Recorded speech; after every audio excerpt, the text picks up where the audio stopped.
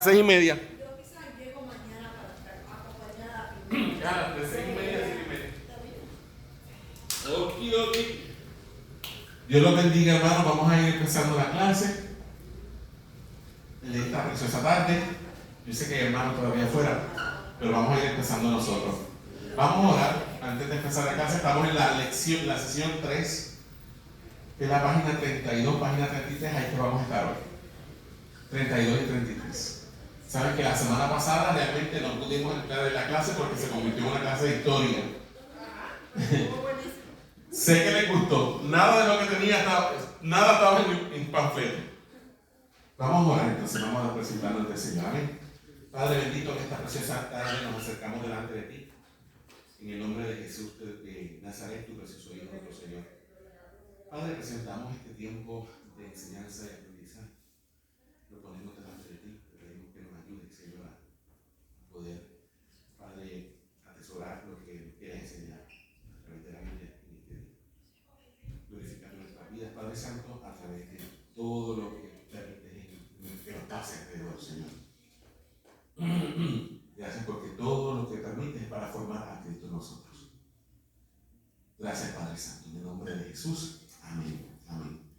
El tema que comenzamos la semana pasada es: ¿puedo confiar en la Biblia? Ese realmente es el tema, es ¿puedo confiar en la Biblia? Entonces, el tema general de que estamos hablando es la inerrancia de las Sagradas Escrituras, ¿ok? Déjame escribir esa palabra en la pizarra. En otras palabras, vamos a estar hablando acerca de la doctrina de la, perdónenme, de la inerrancia es que no hay error. exactamente. La doctrina de la inerrancia de las Sagradas Escrituras. Esa es la doctrina. En nuestra primera serie de lecciones hablamos de la doctrina de la revelación,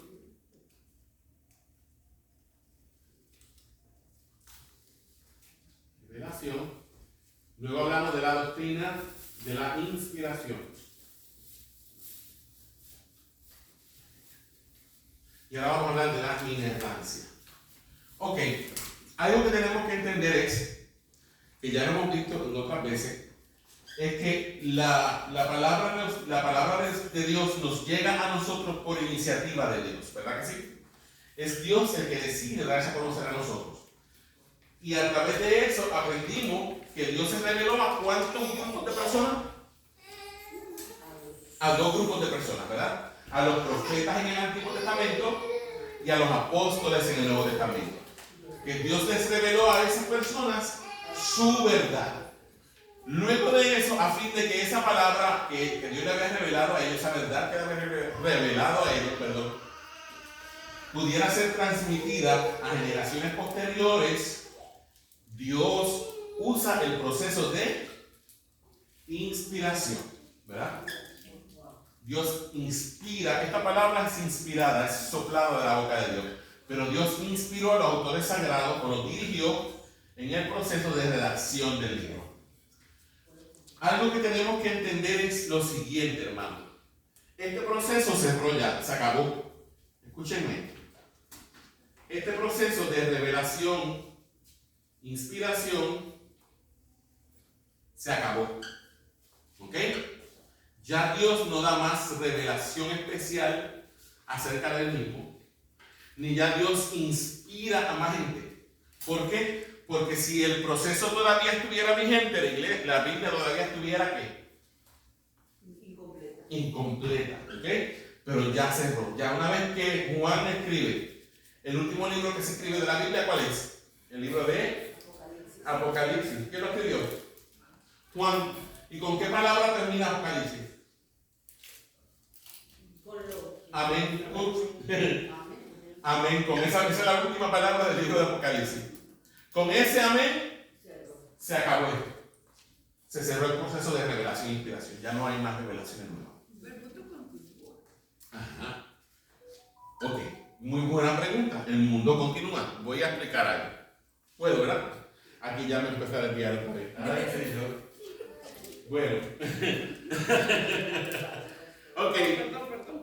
No, eso es bueno. Es que a mí no me molesta que me desvíen, no me molesta. Ok. ¿Quién es el que de las tres personas de la Trinidad? Ok. ¿Cuántas personas hay en la Trinidad? ¿Tres? ¿Quiénes son esas tres personas? Padre, Hijo y Espíritu Santo.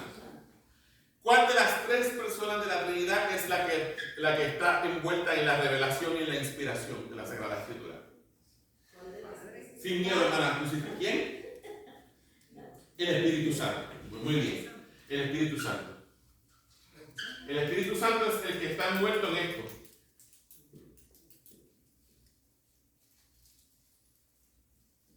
¿Ok? Pero dijimos que este proceso se acabó. ¿Significa eso que el Espíritu Santo ya no está moviéndose, ya no habla? No. Eso no es lo que significa esto. Ok, el Espíritu Santo sigue envuelto con la palabra. Ya aquí ya no hay más. Ya nadie puede decir, espérate, que tengo una revelación nueva para la Biblia. No, se acabó. ¿Cómo el Espíritu Santo trabaja ahora en este tiempo a través de la palabra? Buena pregunta. puede trabajar en, yo digo, en sueños y todo, se puede estar revelando. Pero la primera, ok, yo no niego, de que sí puede haber sueños y revelaciones. No niego eso, porque yo no soy sensacionista, ok. Para mí los dones están bien, ok. Y no voy a cambiar de postura, a mí nadie me puede hacer cambiar de postura porque yo la leí, ok. Pero sigue revelando en la palabra de Dios. Donde Dios habla es a través de su palabra. Ahora, ¿cómo el Espíritu Santo ahora a través de la palabra nos habla a nosotros? Por ejemplo,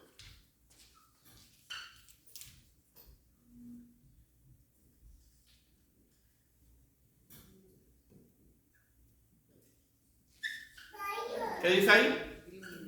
Iluminación. Eso es lo que hace el Espíritu Santo ahora. Ya Dios no trae nuevas revelaciones. Ya Dios no inspira más autores sagrados. Pero este libro sigue vivo. Y el Espíritu Santo lo sigue usando a través del proceso de iluminación. Ahora, ¿qué significa iluminación? Les voy a dar un ejemplo. Y vamos a dar un ejemplo de la Reforma protestante.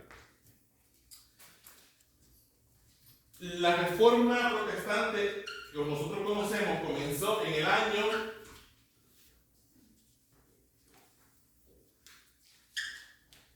1517. ¿Ok? Por 1500 años hubo doctrinas que permanecieron escondidas. No porque los apóstoles no la enseñaran, sino porque la iglesia comenzó a llenarse de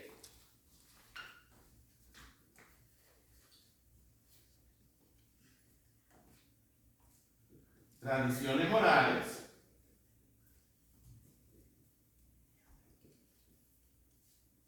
de sincretismo. ¿Se acuerdan del sincretismo? De la mezcla de religiones para hacerlo más. Perdón, pastor, un segundo. Solo un mes. Por 1500 años hubieron doctrinas que. Todas las doctrinas que nosotros necesitamos saber están aquí contenidas. Y las enseñaron los apóstoles, claramente. Pero ¿qué pasa? Que la iglesia cristiana primitiva comenzó a desviarse desde bien temprano. Pablo le dijo en Hechos capítulo 20, Pablo le dijo a los hermanos de Éfeso, antes de irse, cuando yo me vaya, después de mi partida, van a entrar, de entre medio de ustedes van a salir lobos rapaces, que apartarán de la verdad del oído. O sea, tan pronto mueren los apóstoles, empezaron a meterse rapidito en la iglesia de la doctrina, rapidito. ¿Significa eso que toda la iglesia cayó en error? No. Siempre Dios preservó un remanente. Pero ¿qué pasa? Que eventualmente todas estas filosofías de aquella época, que es el gnosticismo, cuando el cristianismo se convierte en la religión oficial del imperio, ya dejó de ser una religión perseguida, ahora es el elemento que el emperador usa para mantener pegado el imperio, que obliga a todo el mundo en el imperio a convertirse al cristianismo, los obligaron a bautizarse. Pero obviamente no eran conversiones genuinas. No sé si me están entendiendo.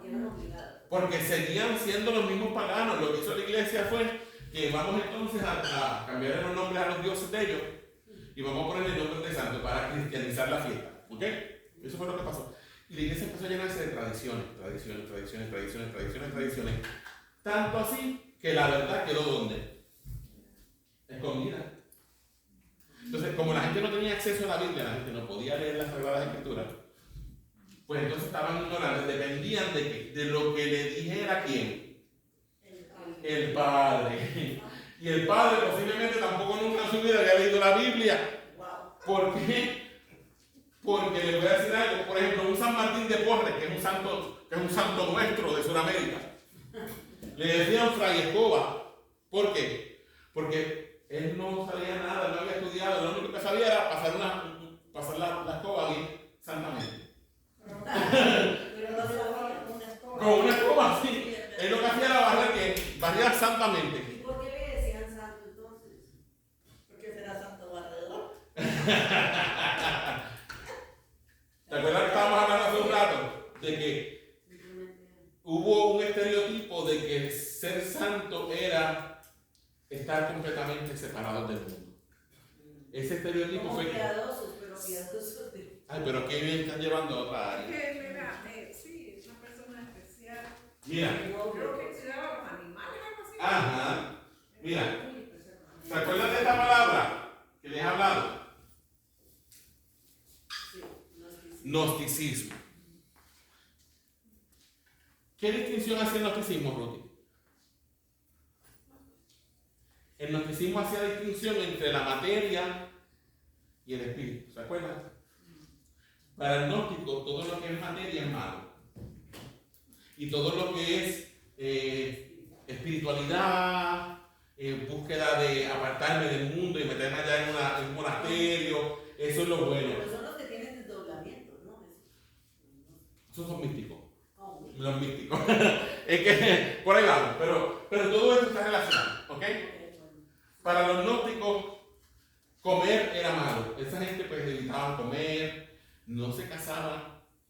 ¿Y cómo vivían entonces si no comían? En monasterios, comiendo bien poco, bien poquito, nada de condimentos, todo bien austero, agua, Como muy humildemente.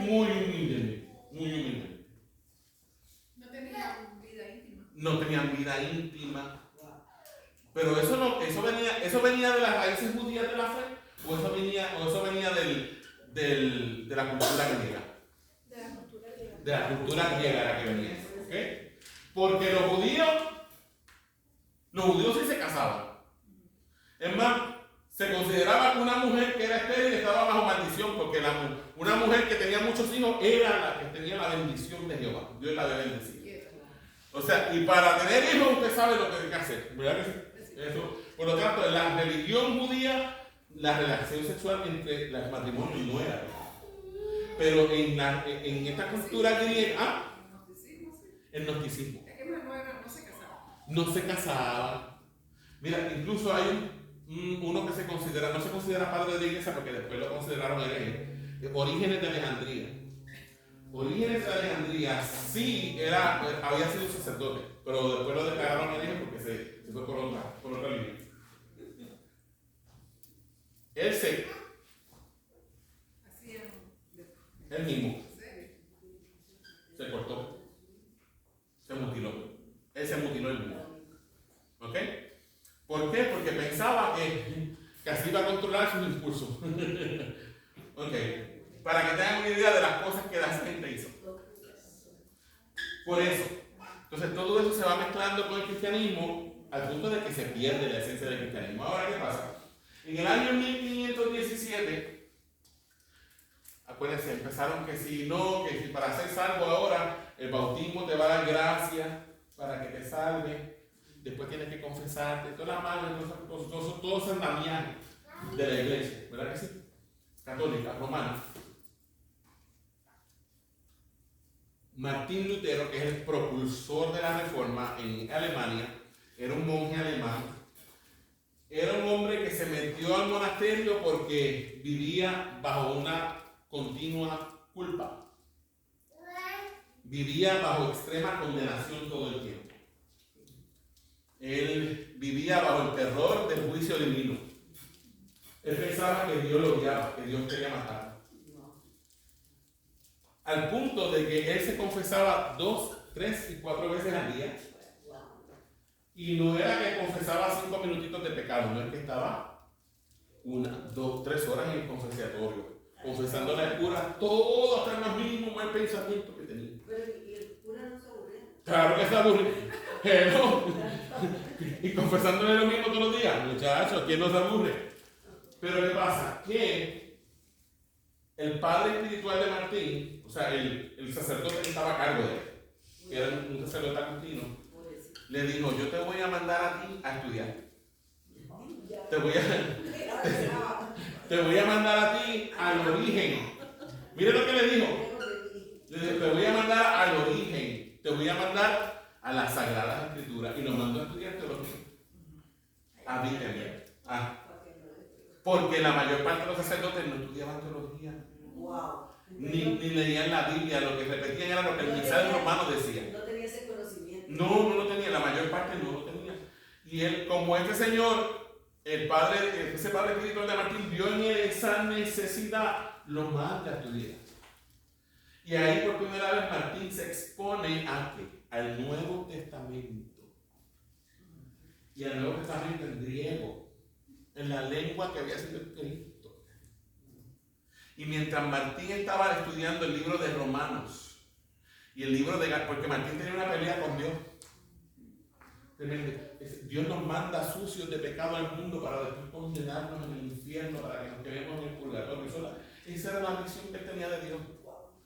Cuando él, estudiando el libro de Romanos y el libro de Gálatas, se encuentra con Romanos 5, que dice que somos justificados por la fe. Cuando ese hombre cae, cuando sus ojos son iluminados, no fue por una revelación sobrenatural, el que estaba estudiando las Escrituras, y mientras está estudiando las Escrituras, sus ojos espirituales son abiertos y ve la doctrina de la justificación por la fe. Y salvo por gracia. Salvo por gracia a través de la fe, dicen la gente. Obviamente, acuérdense de algo, Lutero sigue siendo católico. Pero Lutero era alemán. Ah, no. Pero era nombre, ¿no? Sí, era Luther. No, Luther King es acá, aquel es Martin Luther.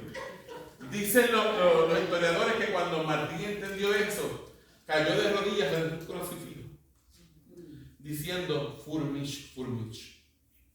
Por mi culpa. No, por mí. Acuérdense, seguía siendo católico, todavía no se había despegado de muchas cosas, pero cuando vio a Cristo en el crucifijo, dijo: eso fue por mí. Y por primera vez se liberó de la carga de culpa que traía, porque se dio cuenta de que Dios nos declaraba justos por creer en lo que Jesús hizo en la cruz por nosotros. Y él pensaba que Dios nos nos condenaba. Condenado, exactamente. Nos castigaba. Entonces, para que vean, ¿a quién Dios les reveló la doctrina de la justificación por la fe? ¿A cuál de los apóstoles? A Pablo. Usted va a ver esa doctrina en Romanos, en Gálatas y en todas las cartas de Pablo. ¿A quién le reveló? A Pablo, que pertenecía a cuál de los dos grupos. ¿Profetas o apóstoles? Apóstoles. Ahora, Pablo recibe la revelación, pero si Pablo se queda con ella, La profecía de la fe, pastor de la fe. ¿la justificación? La justificación. A Pablo le reveló No. Pablo como apóstol, acuérdate que están dos grupos, los profetas y los apóstoles, pero Pablo era apóstol. A Pablo se le revela la doctrina de la justificación por la fe. Ahora, si Pablo decide quedarse él solito con la revelación y no compartirla con nadie, Oh, no. ¿qué hubiera pasado con nosotros? No, Nunca hubiéramos conocido a Cristo. no. Así que a fin de que esa doctrina se preservara para generaciones posteriores, el Espíritu Santo inspiró a Pablo para que dejara por escrito y de manera inerrante en este libro la doctrina de la justificación por la fe. Se acabó ya. Revelación, inspiración. Y ya. Y ya. ¿Es Pablo o es Juan? Pablo. No. Si llegara a pasar eso. Ok, espérate, que es como que se me están confundiendo. Los tengo enredados. ¿Cuál fue el que tiene? No, pero estoy hablando específicamente de una doctrina en este momento, que es la justificación por la fe. ¿Ok? Estoy tomando esa doctrina como ejemplo. Pablo recibe la revelación y Pablo, por inspiración del Espíritu, escribe en este libro, en Romanos y en Gálatas, esa doctrina. Se acabó. Pero ¿significa que el Espíritu Santo acabó ahí? No. Porque en 1517, este hombre que vivía en culpa, estudiando la palabra de Dios, se encontró con Romano. Ok, Martín. Martín Fue Lutero. ahí donde él. Y el Espíritu Santo, que todavía trabaja con las Escrituras, le abrió el entendimiento para que él fuera iluminado con esa doctrina. ¿Me está entendiendo? ¿A quién? ¿A Lutero? A Lutero. Y Lutero, como buen maestro, se lo enseñó a su gente. Lo separó. Se separó de Sí. todo lo anterior. No, fíjate, él no quería. No quería, pues. El deseo de él era que la iglesia se reformara, porque la iglesia se había deformado. La iglesia se deformó, la iglesia se llenó de idolatría, se llenó de imagen. Imagínense el punto que cuando tú vas a una iglesia romana, ¿quién es la figura que está en la parte más alta del altar? ¿Jesús o María? ¿Me está entendiendo? Entonces, la iglesia romana es más que cristiana, la iglesia romana es mariana. Realmente ellos le dan a María unos títulos que le pertenecen a Jesús solamente. ¿Me está entendiendo? Entonces, díganme usted si eso no fuera un revolú de tradiciones orales y sincretismo. Wow. Y toda la doctrina verdadera, lo que Dios quiere que la gente conozca, estaba enterrado debajo de todo eso. ¿Lo están captando o se me perdieron? ¿Están perdidos? No, está bien. Estamos bien. Entonces, para que entiendan, no, Lutero no quería separarse de la iglesia. Lutero quería Reformar que la iglesia entendiera.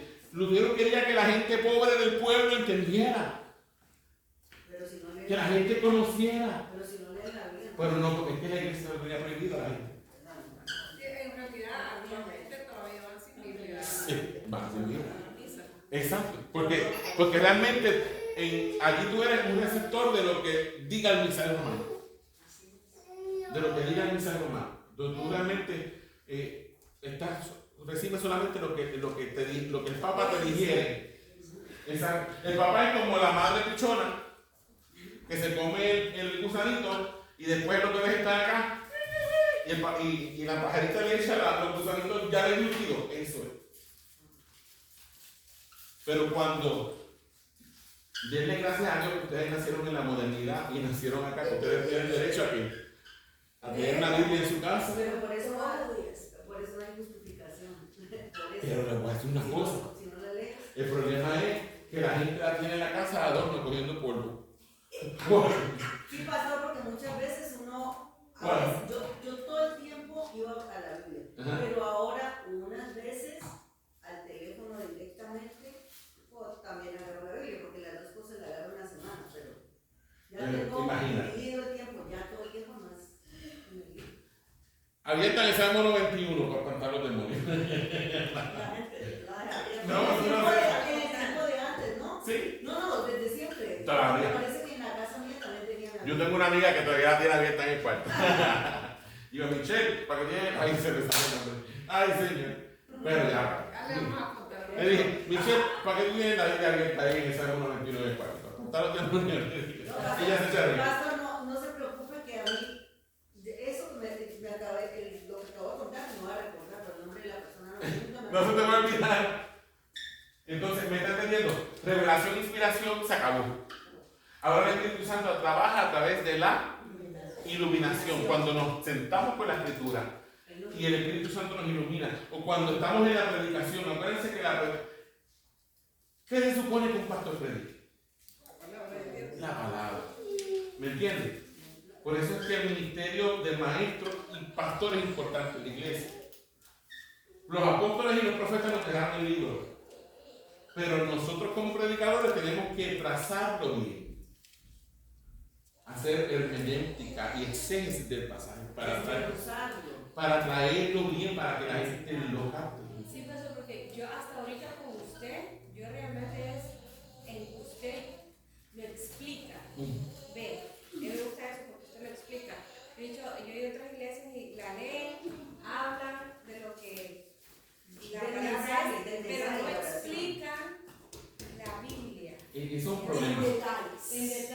A mí me gusta que usted hace eso. Y eso es lo que a mí me llama mucho la atención. A mí también. ¿Sabes qué pasa? A mí también porque por muchos años solo escuchaba el culto. Yo quería entender el culto y el culto. ¿Tú sabes qué pasa? Que yo hago con ustedes lo que me gusta que me hagan a mí. ¿Usted me entiende? A veces cuando yo leo la Biblia así de momento por papagayo no la capto. Yo tengo que leérmela en voz alta y hacer las comas y hacer los puntos y ponerle el entendimiento al pasaje para entender y leer los versículos de arriba y los de abajo. Estoy diciendo esto por esto. ¿Me entiendes? Pero tampoco es imposible. No es imposible. Yo creo que la leo al pastor que te Miren, yo les recomiendo, a mí Mabel me llamó estos días a casa y me dijo, pastor, ¿usted me recomienda para poder entender mejor la Biblia? Yo le dije, a Mabel lo que yo tengo en mi casa, en la computadora. Hay un programa que se llama Logos Bible Software. A mí me costó $1,450 hace 10 años, que la pagué en plazo, porque tiene más de 1,000 libros en la computadora, que si comentario bíblico, que si diccionario bíblico, que si en griego, que si en hebreo, que si en español, libros de esto, libros de lo otro, están todos ahí. Entonces, eso tiene como una interfase que tú vas a la lupita,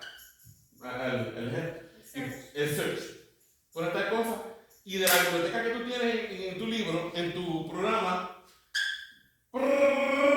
te sacas todos los libros que tú tienes allí del tema que estás buscando. Y los versículos por versículos también. Todo. Incluso puedes sacar diferentes versiones de la Biblia y ponerlas una al lado de la otra. Para que tú puedas compararlas. ¿Cuánto vale ese programa? Ok, antes valía $1,400 Ahora te lo dan de dólares. Ahora te lo dan como si fuera una suscripción de Netflix. Mensual. Que yo se lo dije, yo le dije, Mabel, a mí me costó $1,400, ya no me la pueden quitar porque yo compré la licencia. Pero ahora la licencia la venden como si fuera Netflix, una mensualidad. ¿Me entiendes? Y eso les va a ayudar un montón. Yo pago, soy anciano, no. Pero, ok, ¿entendieron esto? Porque ahora el Espíritu Santo obra a través de la iluminación. Ya no hay más revelaciones, ya no hay más inspiración. Ahora el Espíritu Santo obra a través de la iluminación. Pero ¿se queda la iluminación? ¿O hay algo más que todavía el Espíritu Santo obra aquí? ¿Ustedes qué piensan? Pastor, se me lo dan. Voy a escribirle algo. Claro.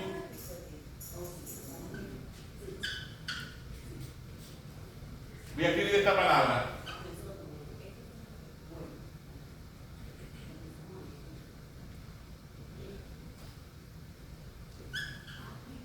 ¿Qué le escribí ahí? Aplicación. ¿Y qué significa aplicación? Que ahora el Espíritu Santo no solamente nos ilumina, sino que nos lleva a poner en práctica lo que estamos aprendiendo. ¿Ok? Entonces, ¿el Espíritu Santo sigue obrando a través de la Escritura? Sí. Sí. ¿El Espíritu Santo sigue dando revelaciones nuevas?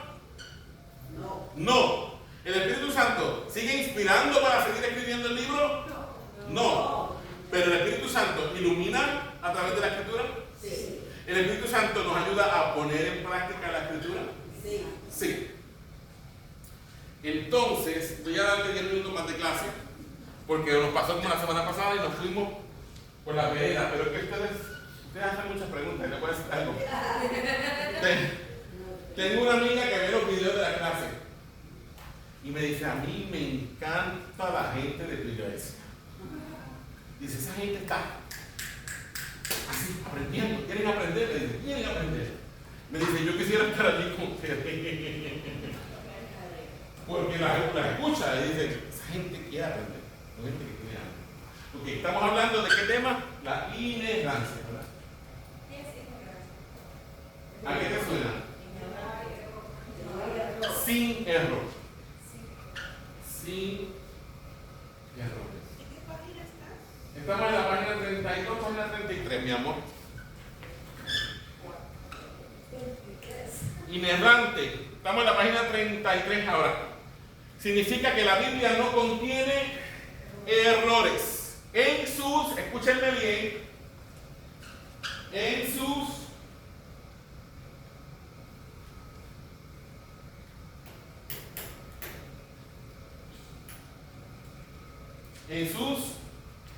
manuscritos originales,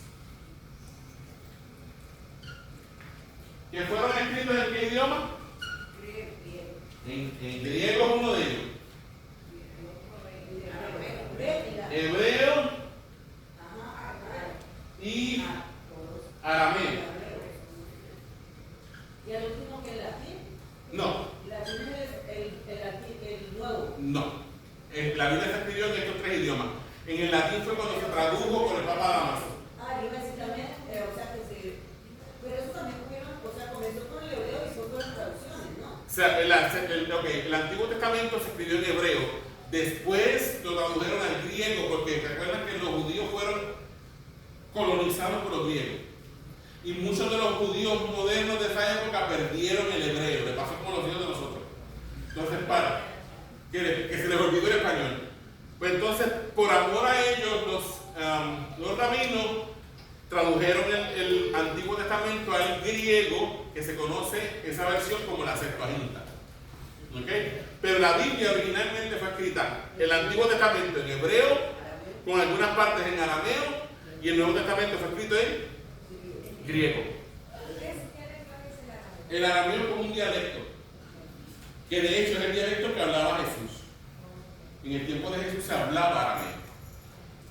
¿Por qué sabemos que Jesús hablaba arameo? Porque, por ejemplo, Yo lo vi en la película. en la película, en The Passion of the Christ es en arameo, completa, en arameo. Por ejemplo, la palabra Abba, que es padre, esa palabra es aramea. ¿Ok? Cuando Jesús resucita a la hija de Lázaro, él le dice Talita Kumi, que significa niña, te digo levántate, Talita Kumi, eso es arameo. Jesús hablaba arameo. Cuando Jesús agarra al sordo, aquel que le mete los dedos en los oídos y se los saca y dice Éfata, que significa sea abierta, eso es arameo. ¿Y qué? Jesús hablaba arameo. Talita Kumi. Talita, niña, te digo levántate. Entonces, en sus manuscritos originales, en hebreo, arameo y griego, la Biblia no contiene error. Ahora, ¿puede que en el proceso de traducción se hayan perdido ciertas cosas? Sí, puede pasar. ¿Por qué? Porque el hebreo es una lengua que la resucitaron, pero ahora la resucitaron luego del Estado de Israel, pero el hebreo era una lengua muerta que se usaba solamente donde la liturgia, como el latín, que ya no se usa. Usted ve por ahí la gente hablando en latín. Mire, hace Los curas unos 50 años atrás, quizás eran en latín. Porque el Pater Noster qui ficelis santificatum nomen, qué sé yo qué. Secula seculorum. Per secula seculorum, amén. Todo eso de Vaticano II para acá que están en español. Digo, en la lengua vernácula de cada país. Sí, más de 50 años. El Vaticano II se terminó en el 67, 63, no me acuerdo.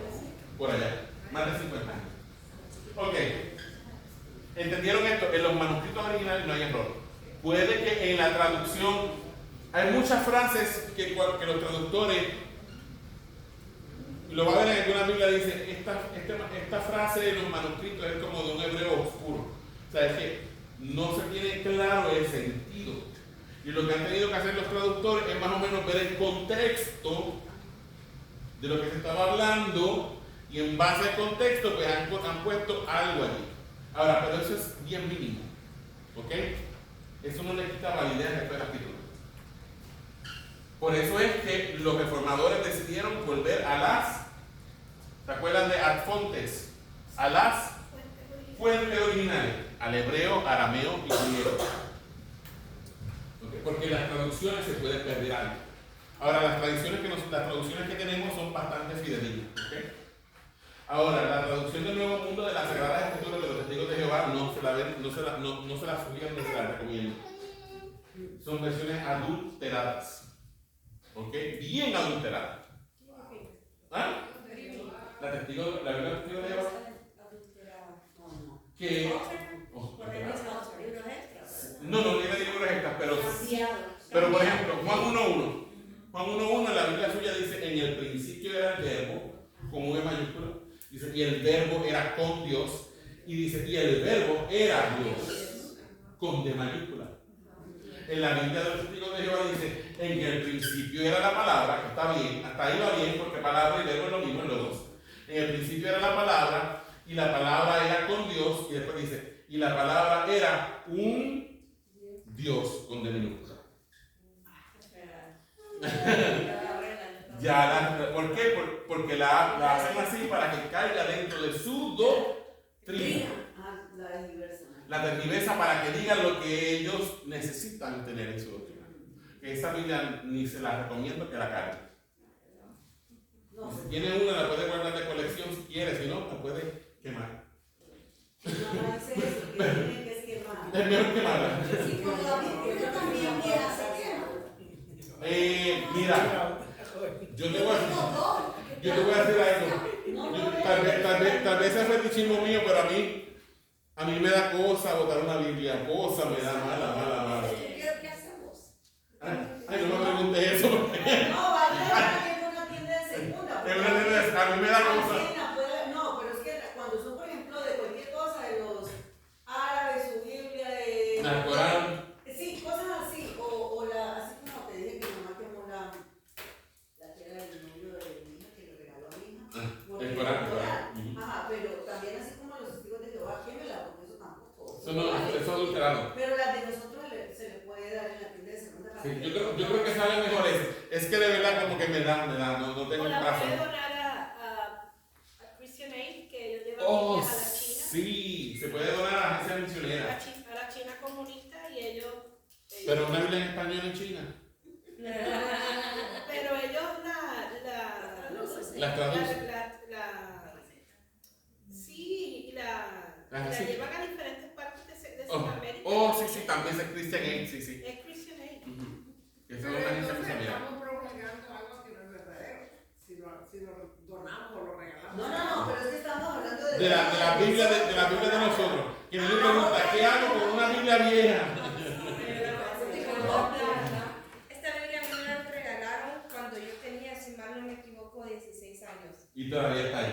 Aquí está. Y la hermana Rosario me la regaló en la Oreo. En Oreo. Me puso mi dinero. Tu nombre. Es Es Reina Valera 60. Me encanta. Dime, pa. Una pregunta, y disculpe si ya han hablado de No, eso. diga. Cuando el Cano se puso junto para hacer la Biblia, y hay otros libros que Ajá. encontraron. Hoy eso hablamos la semana pasada. Sí, ahí- Eso no fue la casa entera. Y esos libros valen la pena leerlos. Se pueden leer. Yo les dije que podían leerlo como si fuera historia. Como cualquier libro de historia. Ahora, no lo agarre como libro de doctrina porque tienen doctrinas contradictorias. ¿Ok? Por ejemplo, creo que estos Tobías o Baruch, no me acuerdo en cuál libro, que estaba explicando la semana pasada, dice que los soldados judíos, después de la guerra, ofrecieron sacrificios a Dios por las almas de los soldados que habían muerto, para el perdón de sus pecados, para que Dios les perdonara los pecados. De ahí entonces se vienen muchas doctrinas, como el purgatorio, el rezar por los muertos viene de esos libros. Y tú explicaste que esos libros fueron escritos en los años de silencio. En los 400 años de silencio entre Malaquías y Mateo. Que Eso es el periodo intertestamentario. Que Dios rompe. Ajá. Eso que fueron escritos. Son buenos como historias, referencias históricas. Pastor, ¿no me Dime. gustaría que algún día, perdón que yo ya sé, No, diga. me gustaría que algún día hablara de las diferentes doctrinas de todas las Oh, eso iglesias? es. Sí. Me gustaría entender por qué ellos se basan en diferentes cosas si hay una sola Biblia. Mira, yo les voy a decir la verdad. ¿Sabes? Yo les enseño así porque, mire, cuando yo tenía 11 años, mi familia materna son adventistas del séptimo día. Toda mi familia, por parte de madre, son adventistas del séptimo día. Por parte de mi papá, católicos romanos, pero católicos de verbena. ¿Ok? No de que si era gente estudiosa, no. Pero mi familia adventista sí. Entonces, mi abuela favorita era la adventista. Perdón, papi, perdón. Pero mi papá lo sabe. Porque mi abuela no fue muy apegada a nosotros. Pero a mí mi abuela materna sí. Yo era el nieto favorito de ella. Mis otros primos no saben eso, pero sí yo era el nieto. Ahora sí. No van a escucharme. No, créeme que no. ¿Esto está en vivo? No está bien.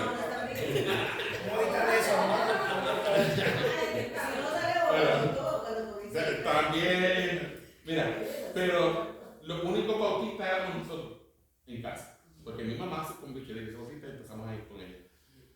O sea que desde los 5 años yo estoy en iglesia bautista. Pero mi abuela, obviamente, ¿cómo le digo? Mi abuela vivía aquí y mi escuela era aquí. Y si yo tenía una hora libre, ¿para dónde iba? Para casa de mi abuela. ¿A qué? A comerle las cositas y tomarle jugo de piña, porque me encantaba el jugo de piña que siempre tenía ella allí. Pero ella aprovechaba mi abuela siempre estaba estudiando, que si las lecciones de escuela sabática, que si la Biblia y todo. Y ella aprovechaba y me ponía a mí para yo leerle. Ella leía las clases en voz alta para que yo la oyera y después me ponía a mí a leer la Biblia. ¿Cuál era la intención de mi abuela? Adoctrinarme. ¿Me adoctrinó mi abuela en el adventismo? Oh, sí, me adoctrinó muy bien. ¿Me sembró dudas en cuanto a lo que nosotros creíamos? Oh, sí, me sembró dudas. Pero la ventaja mía era que mis papás me llevaban a la iglesia todos los cultos. Yo no perdí un culto. Si el culto empezaba a las 7:30, allí estábamos nosotros a las 7 de la noche, orando en el altar, hasta que empezaba el culto a las 7:30. Mas mi pastor velaba por mi alma. Él tal vez no fue el mejor pastor del mundo, pero él velaba por mi alma.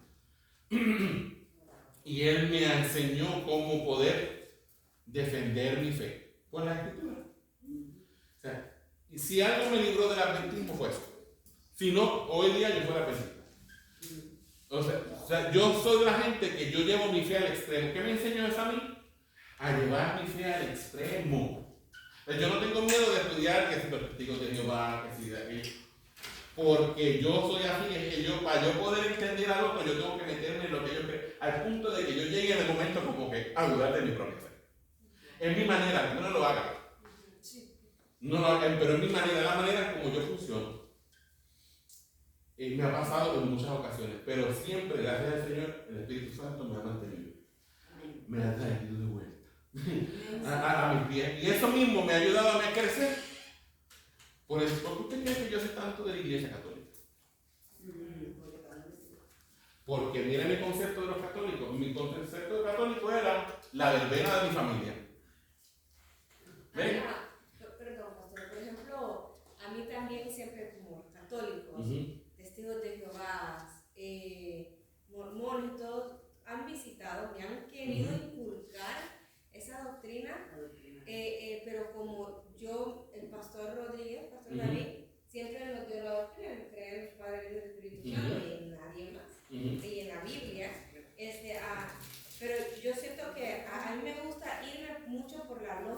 Ujú, ujú. A mí me gusta escuchar. Porque tú eres fruto de la modernidad.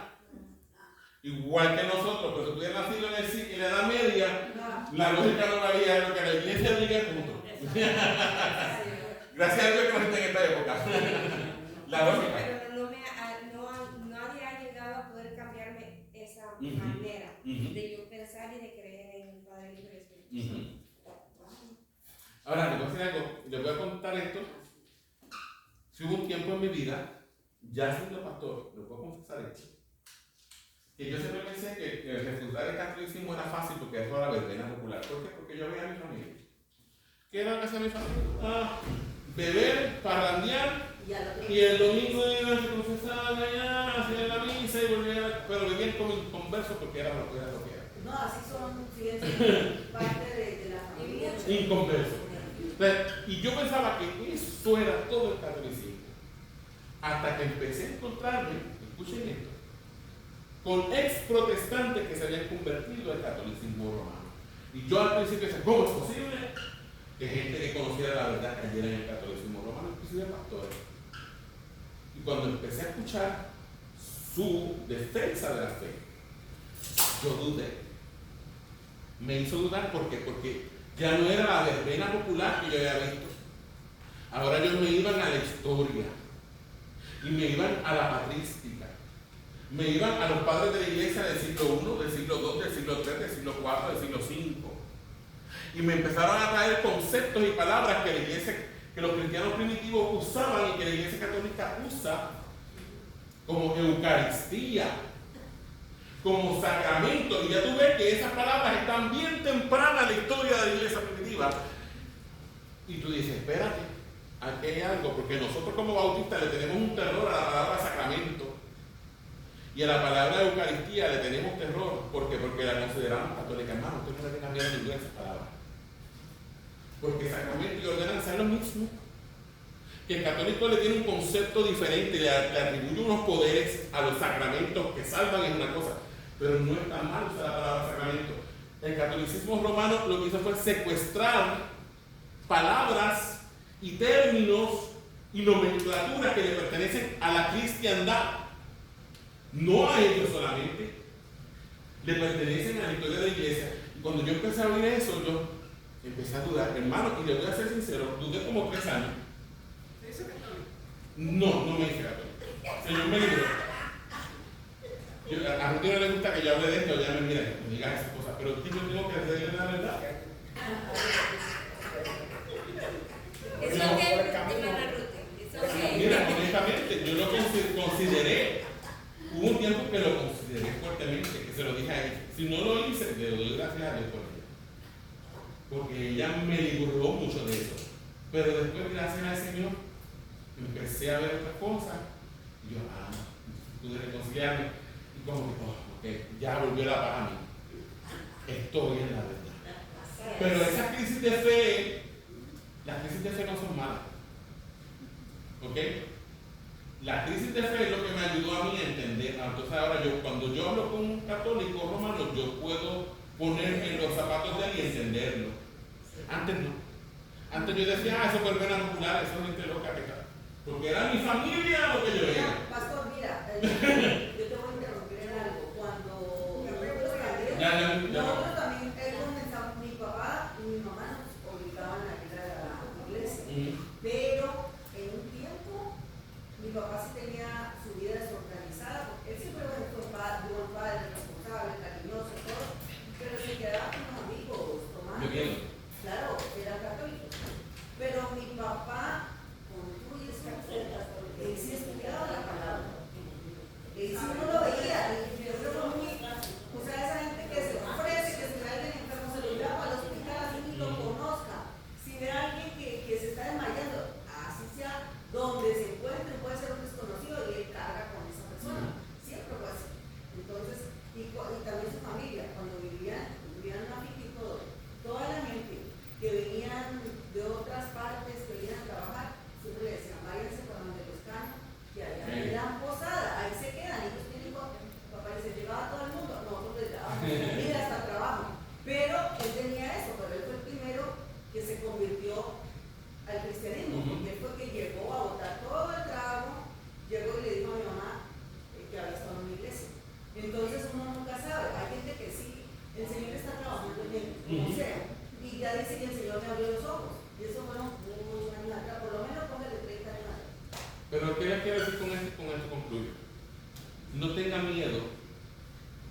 estudiar otras cosas. Si llega una crisis de fe, le puede llegar, no tenga miedo. ¿Ah? Para un débil no. Pero en mi caso, yo soy así, tengo que llevarme al tren. Porque a mí me gusta probar, porque la verdad, tengo que probarme. Mire, hay que aumentar la cultura. Parte de eso, estudiar distintas religiones. Y después llegar a la verdad. ¿Cuál es? La palabra. Sí. De aquí, nadie fuera. No, pero es que Nelly te preguntaba eso, yo creo que no es bueno que la gente que está débil así, en estas cuestiones, que si se mete, que es bueno, porque es bueno para una persona que está bien cimentada, para que aprenda, pero una persona... Un nuevo creyente no. Pero yo creo que no estoy hablando con un nuevo creyente necesariamente. No, pero yo digo, Nelly estaba preguntando eso. ¿Ok? Pero sí, eso es lo que me ha ayudado a mí a entender. Puedo hablar, ahora cuando le evangelizo a un católico sé por dónde puedo ir. Porque sé que cómo piensa. Porque ya pienso, puedo pensar como él, puedo ponerme en sus zapatos. Puedo entender, ok, él piensa así por esto. Y su familia. Por- no, la familia mía es verbena popular. Eso es baile, botella y baraja. Eso, baile, botella y baraja. Qué puerca, ese verbena pura que. Verbena popular es que Baile y todo. folclor. Gente feliz. No, me refiero a una religión de folclor popular. A eso es lo que me refiero. Es Folclor. como que de dientes para afuera porque realmente no la viví. Exacto. Vamos a orar. Los veo con cara de preocupación. ¿Se preocuparon? No. Hermana, oiga, ¿estás bien? No, está bien, pero... Sí, no te preocupaste por lo que... Ok, sí, vamos a ver. Padre, te damos gracias por este tiempo que nos permite estar en tu presencia, Señor. Nos permite, Señor, estudiar tu palabra. Te pedimos, Señor, que en esta hora que nos disponemos a servir a nuestros hogares, Señor, sea tú con nosotros, nos guardes en el camino, guardes a cada uno de mis hermanos, cada una de mis hermanas, donde quiera que vayan, guarde su entrada, guarde su salida también, Padre, protege a sus hijos, Señor. Y Señor, que donde quiera que nos paremos podamos reflejar el carácter de tu Hijo Santo en su ayuda, Padre, a vivir para ti plenamente, amarte a ti plenamente, a servirte a ti plenamente, Señor. En el nombre de Jesús, amén. Dios los bendiga.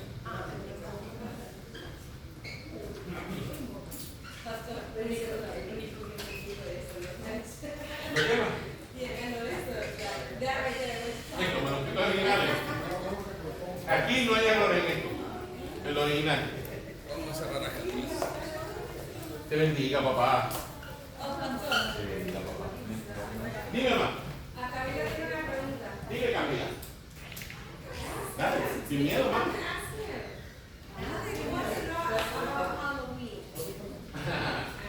Eso es otro. Otro te da la lista. ¿Qué te cuesta?